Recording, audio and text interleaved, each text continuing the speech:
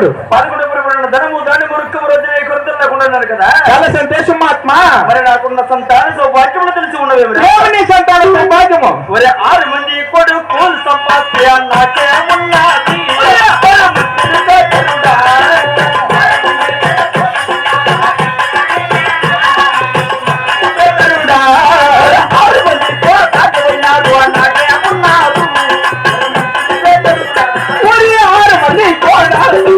మాట్లాడగలిగారు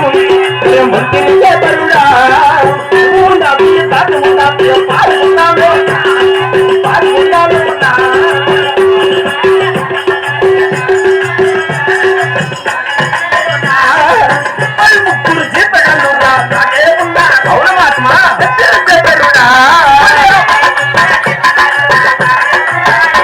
మరి పాల్గొంటాలేనా మహామంత్రి వారు 6 మంది కొడుకులు కలరు, 6 మంది కొడుకులు కలరు, 6 మంది కోడళ్ళు కలరు, 6 మంది కోడాళ్ళు, 33 జీతకాలు కలరు. అబ్బా బాగా చంపొచ్చినావు. ఏలడానికి రాజ్యం ఏ కొరత లేకుండా పాల్గొండ పరిపూర్ణ సంతోషము దేవా.